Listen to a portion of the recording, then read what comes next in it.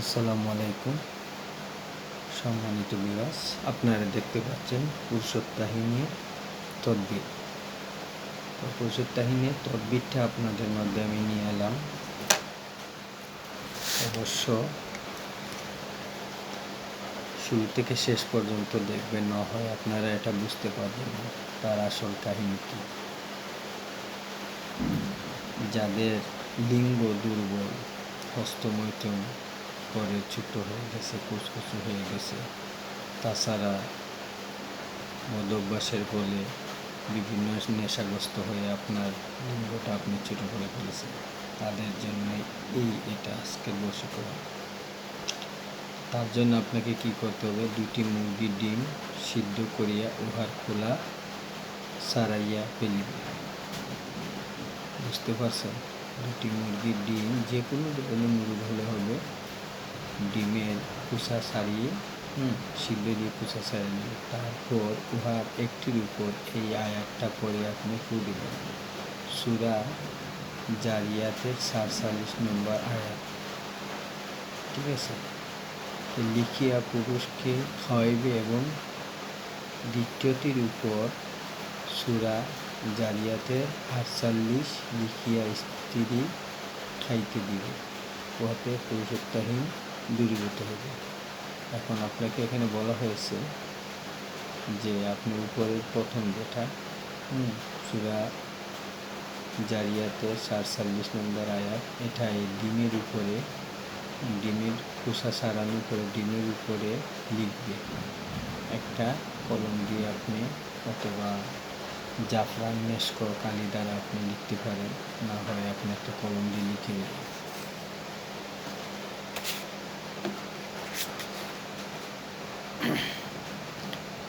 লিখে আপনি ডিমটা খেয়ে নেবেন। তারপরে আপনার যদি স্ত্রী থাকে, তাহলে আপনার স্ত্রীকে আপনি নিচে যে আয়াতটা সূরা জারিয়াত 48 নম্বর আয়াত, এটা আপনি লিখে ওনাকে খেয়ে দেবেন। ইনশাআল্লাহ দুজনই সুস্থ হবে। ওই একবার খেলেই চলবে। তারপর আবার আমি বলতেছি আপনাদেরকে যে আপনি যদি জাদুর ক্রিয়ায় পুরুষত্ব হানি ঘটে থাকে, যদি জাদুর ক্রিয়ায় আপনার পুরুষত্ব হানি ঘটে থাকে, তবে কোনো পাত্রে সূরা বাইইনা লাম ইয়াকুন লিখিয়া ধুইয়া রোগী খাওয়াইবে। এইরূপ 3 দিবস করিবে, মানে 3 দিন খাওয়াতে হবে। লাম ইয়াকুন এটা লিখবেন, লিখিয়ে কোনো পাত্রে মনে করেন খাবারের প্লেটের মধ্যে আপনি লাম ইয়াকুন লিখবেন, লিখে পানির সাথে ধুয়ে যে রুগী তাকে খাইয়ে ফেলবে। তো 3 দিন 3 টাইম ধরে খাইয়ে দিবে, প্রতিদিন সকালে অথবা বিকালে। তারপরে আবার যদি আপনারা চান এটাও পারবেন না, তাহলে আপনাদের জন্য আরেকটা আছে, পুরুষকরিণীতে নামিয়া, মানে পুকুর, এখানে লেখছে পুরুষকরিণীতে, পুকুরের পানিতে নামিয়া গোসল করা শেষ হইলে কিছু পানি হাতে লইয়া 10 বার নিম্ন আয়াত করিয়া ফুঁক দিয়া ওই অবস্থায় পান করিবে। উঠার পরে উক্ত পীড়া উপশম হইবে। এখানে আয়াতটা দেওয়া আছে। যদি আপনি সকালে গোসল করতে নামেন পুকুরে, তাহলে পুকুরের মধ্যে গোসল শেষ করে আপনি পুকুরের মধ্যে পানির মধ্যে থেকে এই আয়াতটি 10 বার পড়ে তারপরে আপনি ফু দিয়ে ওই অবস্থায় আল্লাহর রহমতে আপনাকে মাফ করে দেবে।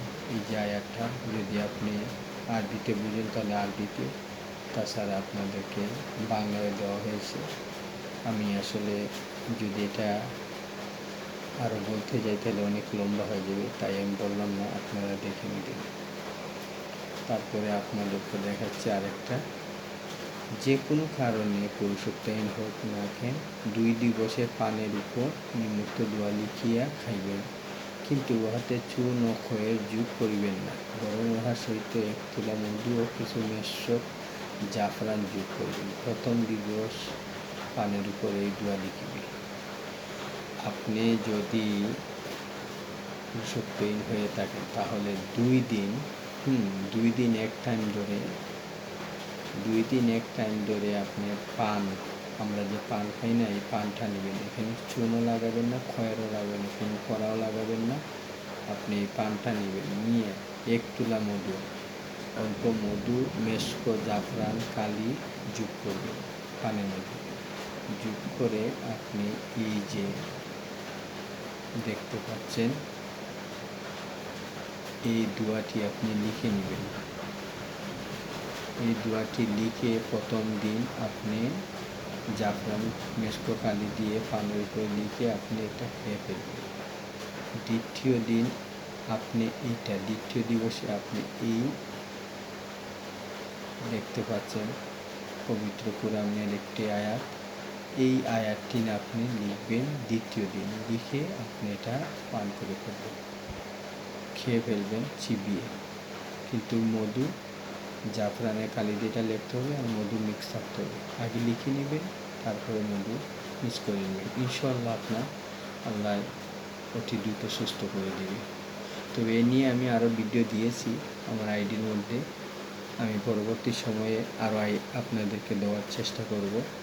আর ভিডিওটা লম্বা হয়ে যাবে, তাই আমি এই সূরাটা সম্পূর্ণটা আয়াতটা বলিনি, তবে আপনারা দেখে নিন। সূরা আলী ইমরানের 14 নং আয়াত, ঠিক আছে? তো ইনশাআল্লাহ আপনারা সুস্থ হবেন, এটাই দোয়া করি। আমি আবারও দেখাচ্ছি, এই যে পুরুষত্বহানির তদবির। তো সবার সুস্বাস্থ্য কামনা করি, সবাই ভালো থাকবেন ইনশাআল্লাহ। আসসালামু আলাইকুম। যদি বুঝতে অসুবিধা হয় কমেন্টে জানাবেন, ইনশাআল্লাহ উত্তর দিব। আর যারা এখনও লাইক করবেন, শেয়ার করে নিন, দয়া করে নেবেন। ইনশাআল্লাহ সবার আগে নোটিফিকেশন আপনার মোবাইলে চলে যাবে। সবার সুস্বাস্থ্য কামনা করে ভালো থাকবেন। আসসালামু আলাইকুম।